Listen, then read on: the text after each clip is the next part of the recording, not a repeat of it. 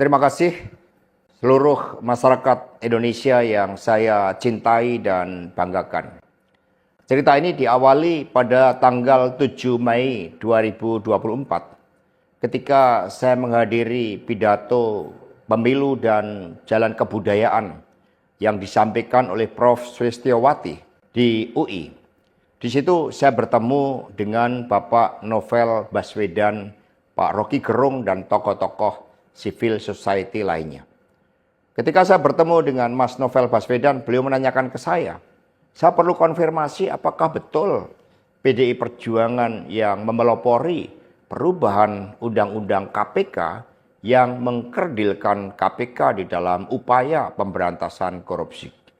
Saya katakan dengan tegas kepada Mas Novel Baswedan saat itu, inilah kalau ada hal-hal yang buruk oleh Presiden Jokowi selalu dilimpahkan kepada PD Perjuangan dan juga Ibu Megawati Soekarnoputri. Tetapi ketika ada hal-hal yang positif selalu diambil oleh Presiden Jokowi tanpa menyisakan benefit bagi kepentingan PDI Perjuangan. Mengapa saya katakan seperti itu? Revisi Undang-Undang KPK termasuk kabar buruk yang disampaikan bahwa itu adalah ulah PDI Perjuangan.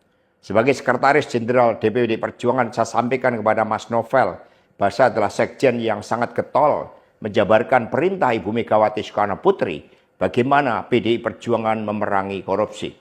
Karena itulah tuduhan bahwa revisi Undang-Undang KPK diarsiteki oleh PDI Perjuangan itu sangat salah. Saya ingat ketika saya bertemu dengan Presiden Jokowi di Istana Merdeka menjelang Mas Gibran dan Mas Bobi mau mencalonkan sebagai wali kota Solo dan wali kota Medan.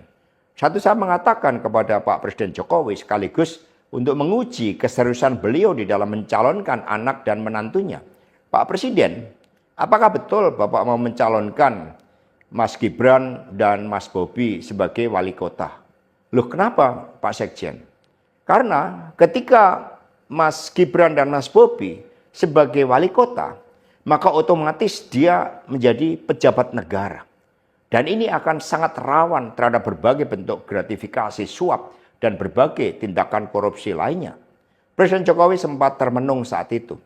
Dan kemudian dari situlah saya merasakan bahwa pertanyaan saya ini sangat mengusik perhatian dari beliau. Karena saya tegaskan bahwa ketika Mas Gibran dan Mas Bobi menjadi wali kota, maka dengan mudah akan terkena operasi tangkap tangan dari KPK dan juga aparat penegak hukum yang lain.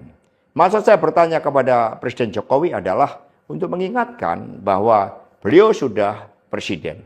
Buat apa kemudian anak-anaknya harus menjadi wali kota dan itu mengandung suatu risiko-risiko politik mengingat presiden juga berhadapan dengan begitu banyak pihak-pihak yang selalu mencoba berhadapan dengan Bapak Presiden. Tetapi beberapa saat kemudian saya menerima salah seorang menteri.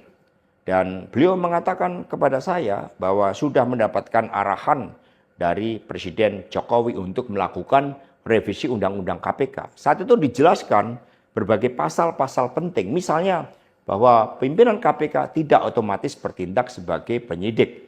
Kemudian ada beberapa pasal-pasal yang tidak memungkinkan bagi penyidik independen untuk bergabung ke KPK.